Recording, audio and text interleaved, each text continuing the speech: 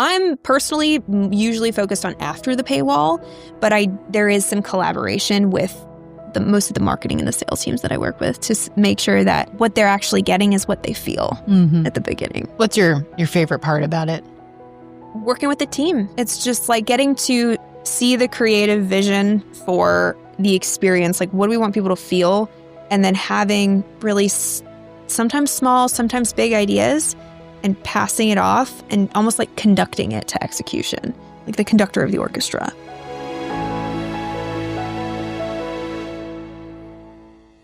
Hey, everybody. Welcome to Women Unlocking Wealth podcast. I'm Danielle Thompson, and I'm here with co-host Tamara Thompson.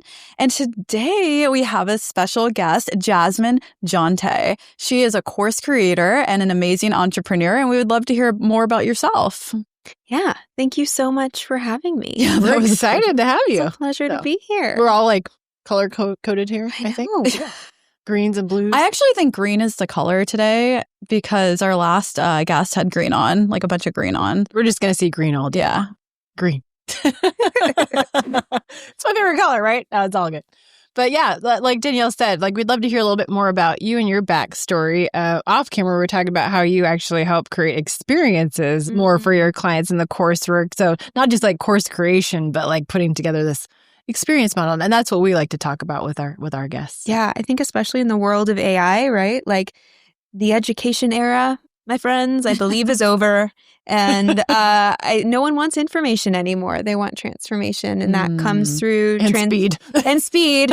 And that comes through leveraging AI, and it comes through experiences and creating transformational experiences for your clients. And my background is in education. I taught in the lowest performing school in the country, which was in Detroit, Michigan at the time.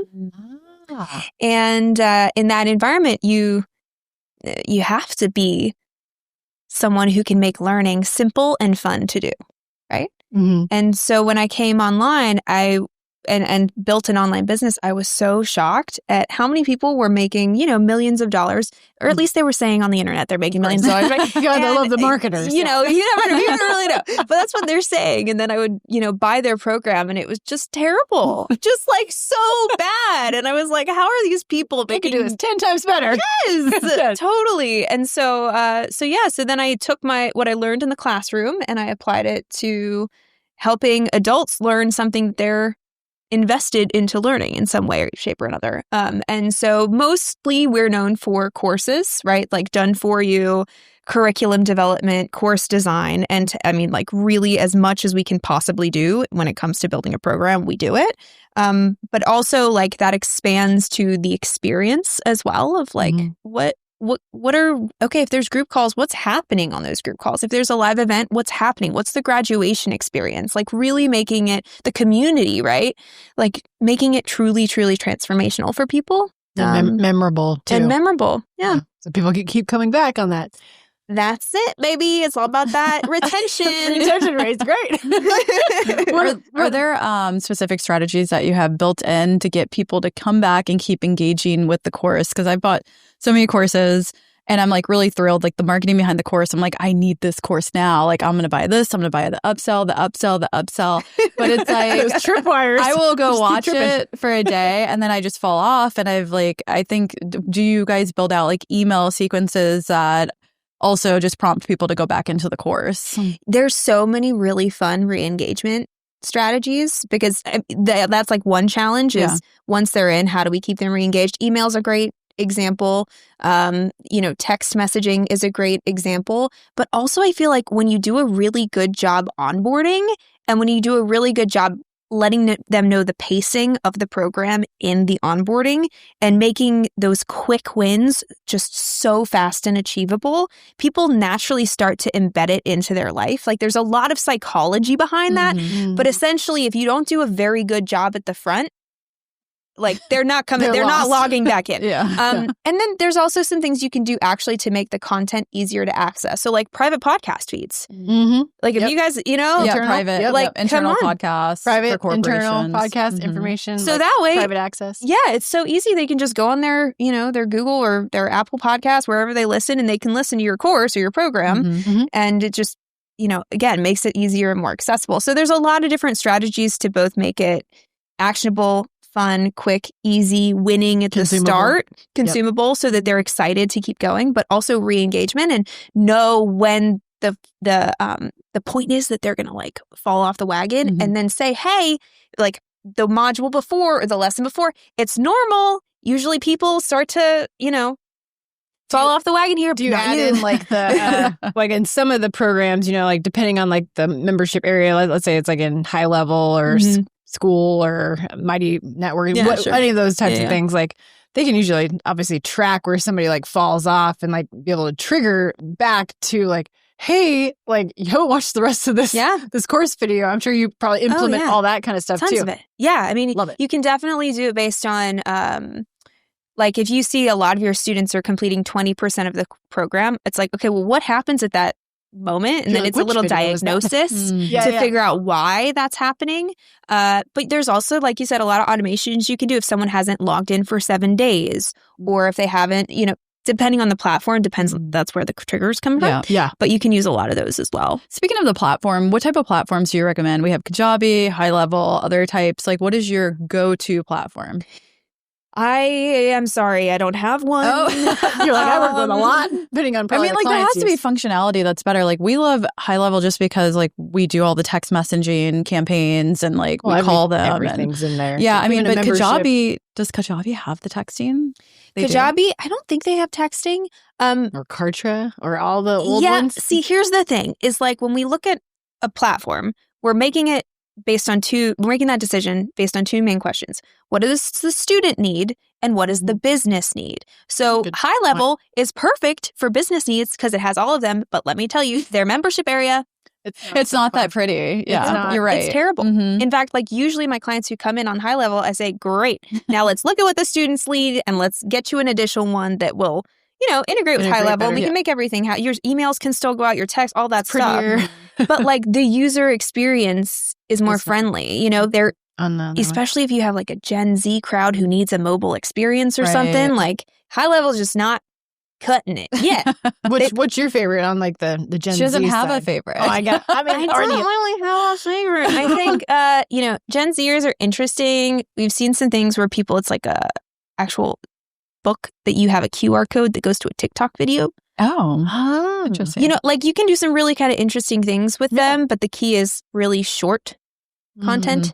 And then I've done things with people in their 70s who we actually send them DVDs in the mail. Oh my goodness. What is a DVD? And they choose, like you can give them, you can get the DVD, you can get the online, or you can get both. And they just choose the DVD only option. That's wild. Okay. So wait, what age range is that? She's in 70s. That was people in their 70s. Okay. Yeah. It's like my mom's age. Yeah. Right. And my mom knows how to use a phone. Yeah. Yeah. That's why I'm like, I don't have a favorite platform because literally like it depends on your students and your business and what's the crossover. To everyone. Yes. Yes. So, I mean, like you work with a lot of thought leaders and they have courses, but like, for example, for small businesses, like how are you trickling in to like some of the upsells for the services or the products that they're selling versus just like selling the course? Or are they just literally just focus on selling the course and scaling that up?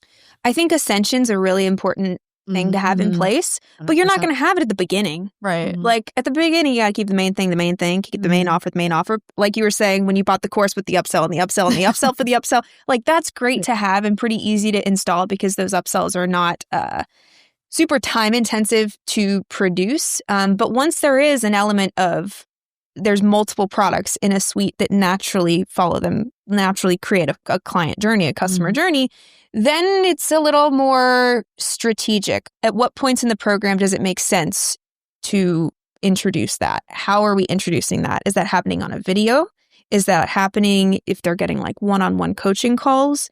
Are we using those as calls that not only support them in their transformation, but also seed them into the next offer? Like there's a lot of ways to create that process. But again, usually when people are just getting started, main offer is main offer. Yeah. Maybe they'd upsell to like a one-on-one or mastermind that's not or event or event, something like that, something more high touch in person.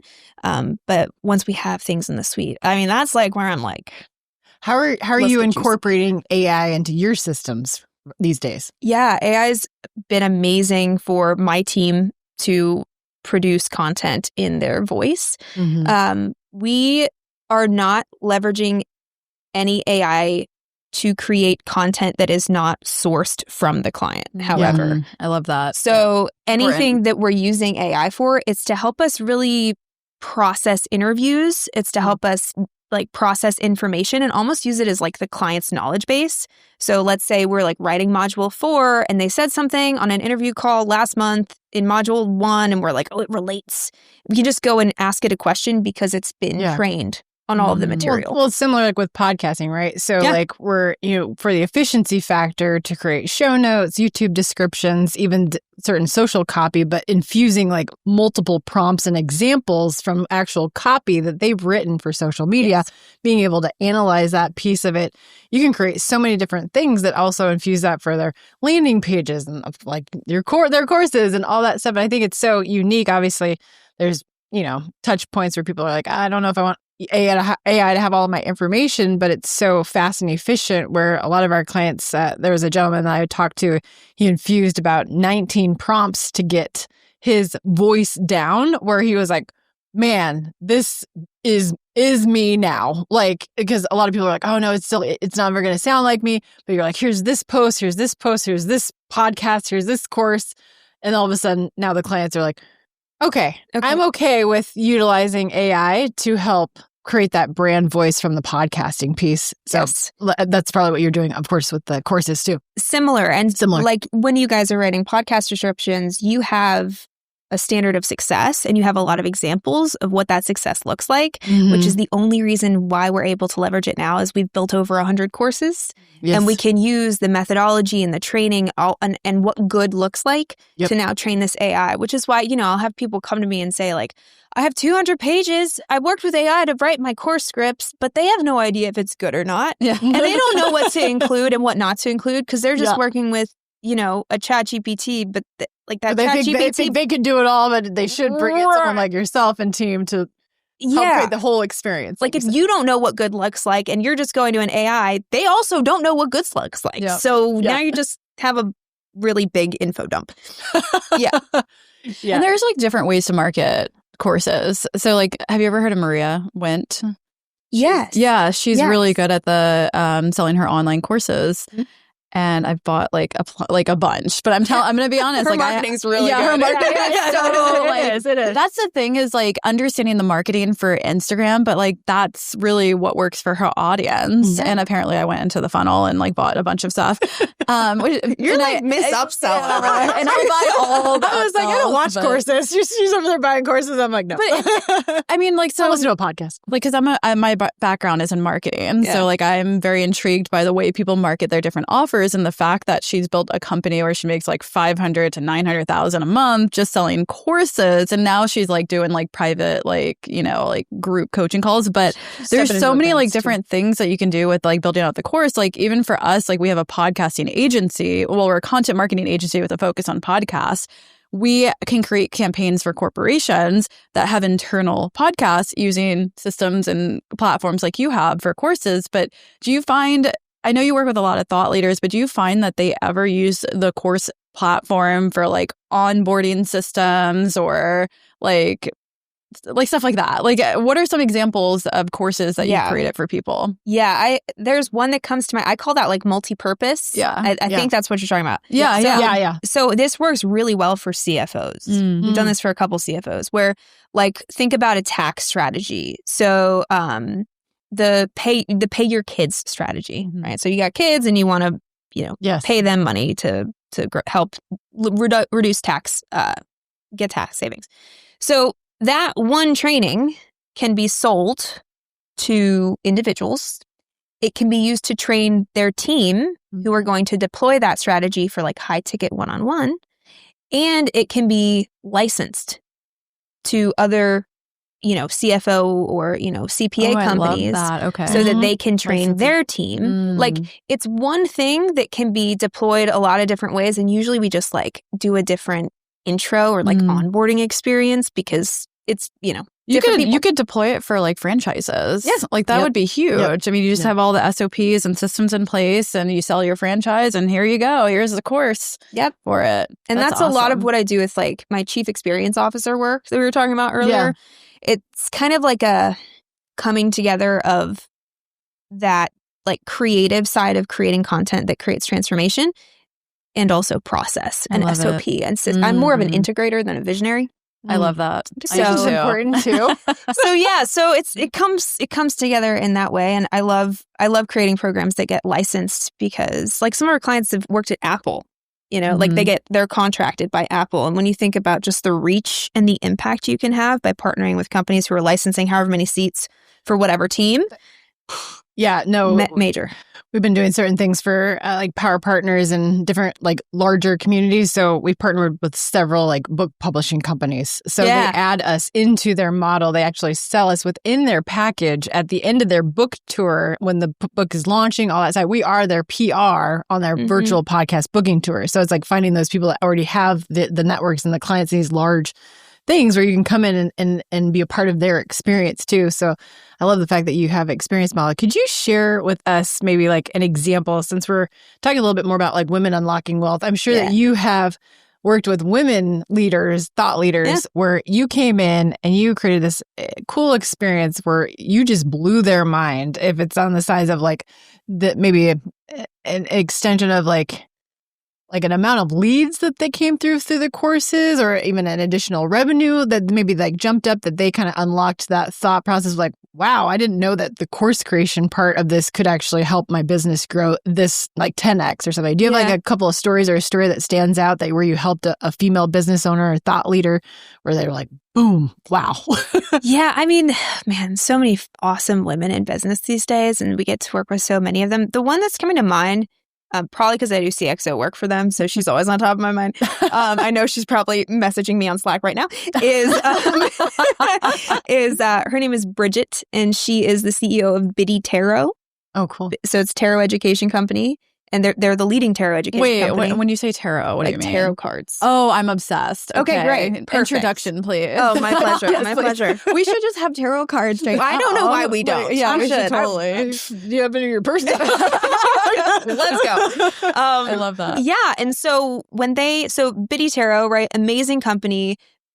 Almost an all-female team. There's her COO, Kayleen, is also just like powerhouse women, okay? Love it. And when they reached out last year, they were in the process of considering doing a high-ticket program for the first time, because if you think about the spiritual niche, like $30 memberships, they're folks who are not used to investing a lot of money in their education. And so they reached us because they were like, they're thinking about doing a high-ticket program, which I'm in masterminds with them. I've been telling them to do it for a while. And now they were actually going to do it. That's great. And so to charge a premium price was something it was different for them.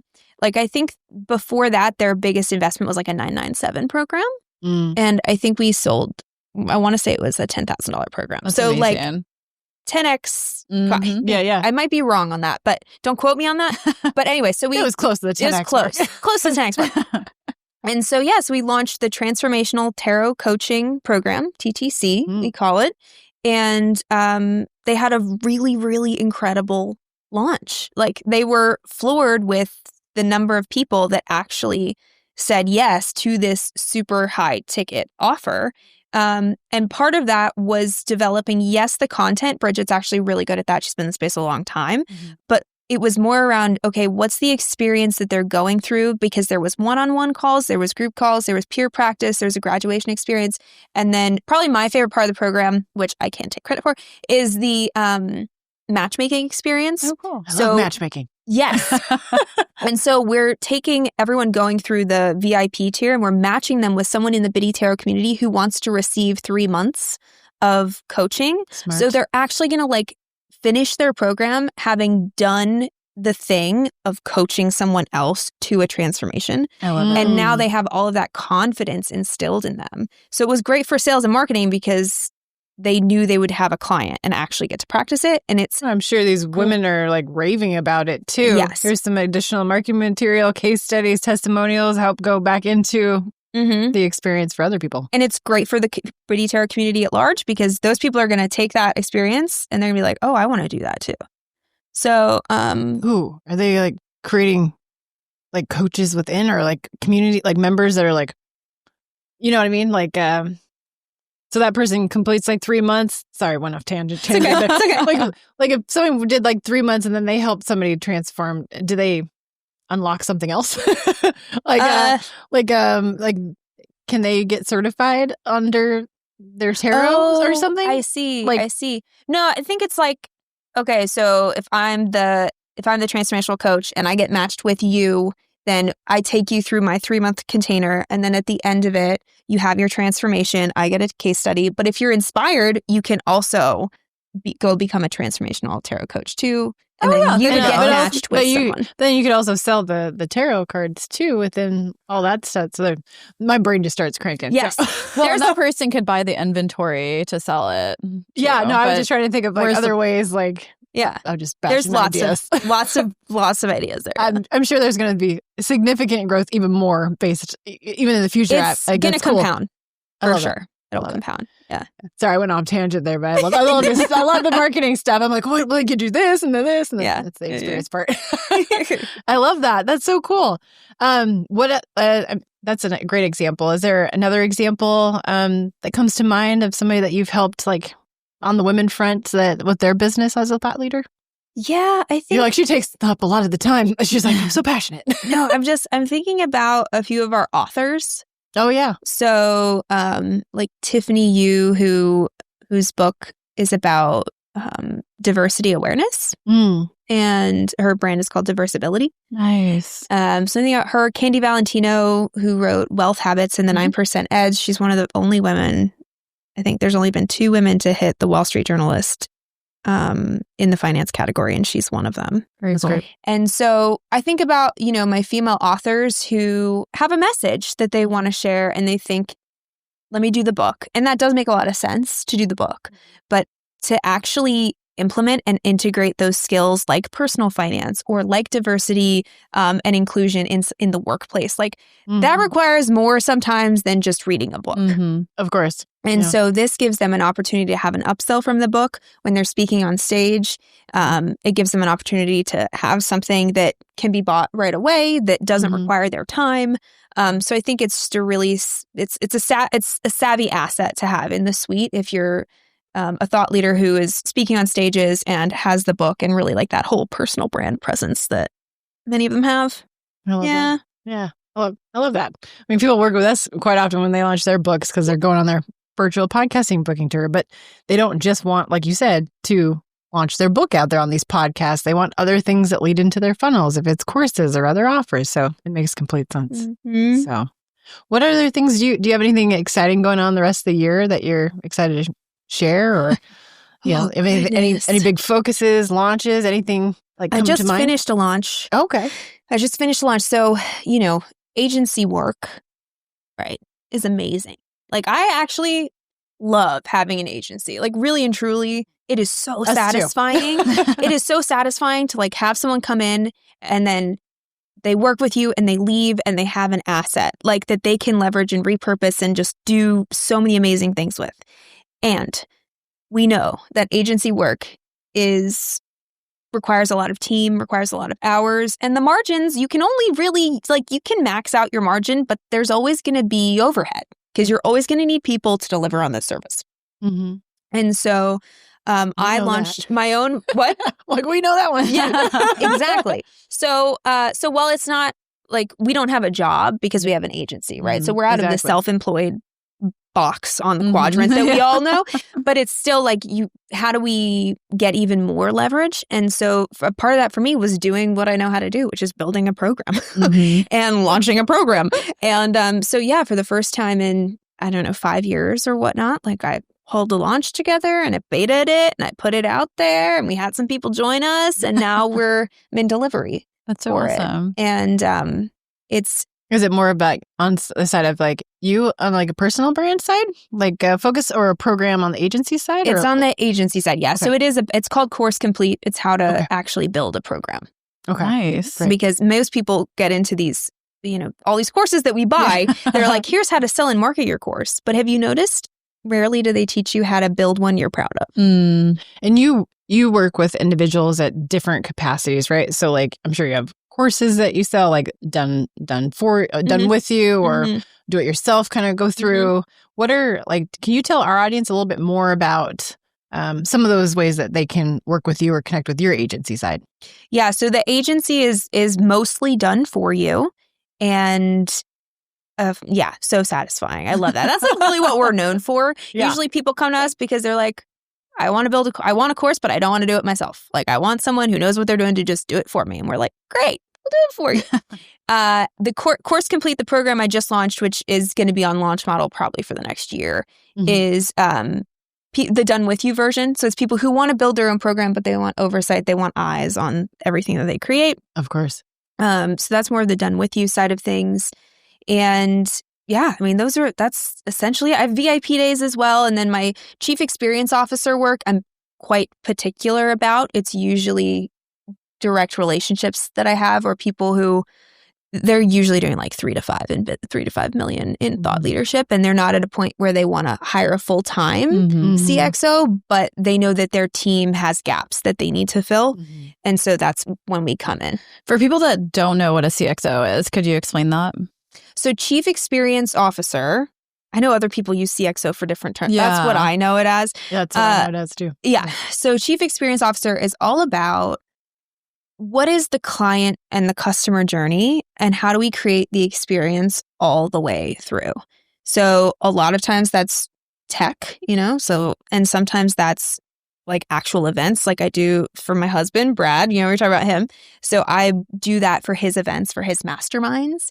So it can be anything just across the client experience. I'm personally usually focused on after the paywall, but there is some collaboration with most of the marketing and the sales teams that I work with to make sure that what they're actually getting is what they feel at the beginning, and vice versa. What's your favorite part about it? Working with the team. Yeah, bringing the journey to life. Yes, it's just like getting to see the creative vision for the experience. Like, what do we want people to feel? And then having really sometimes small, sometimes big ideas, and passing it off and almost like conducting it to execution.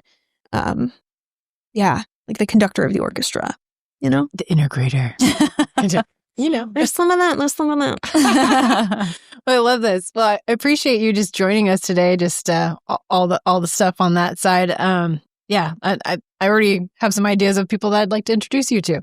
Amazing. Same, y'all. Yeah, I love it. So I love building relationships on that side. And I think a lot of our clients could actually leverage the experience that you put together. So just super grateful that we're able to connect in person today. Yes. So. Thank you for having me. Do you have, obviously you're on social media and stuff. Could you share like a little bit more about like where people can connect with you, like in general, if it's social, website, all that fun stuff? Yeah. So my main platform that I actually post on is YouTube. It is new. I started it this year. Yay. I think I have 110 it's our favorite subscribers, y'all. You can have 111 here in a minute. I love it. So that's YouTube is where I post every single week. And then my website, of course, is great. I respond on Instagram. And my little treat for you today is a tiny little lead magnet I have called 10 Next Level Strategies to Make Your Program as Binge-Worthy as Netflix. Because what if people logged into your program and wanted to binge it, just like they do Love is Blind? That would be great. Or the Hunting Wives. Yes, or Hunting Wives. Oh my God. Oh my God. That was crazy. There's a lot of them going on right now. There's a lot of them, yeah. So Netflix for sure. Netflix binge-worthy. Let's make our programs as good as that. Awesome. Love it. Well, I appreciate having you today. Yes. Thank you so much for having me. And those of you that are watching, be sure to subscribe, leave us a review on Apple or Spotify, and we'll see you in the next episode.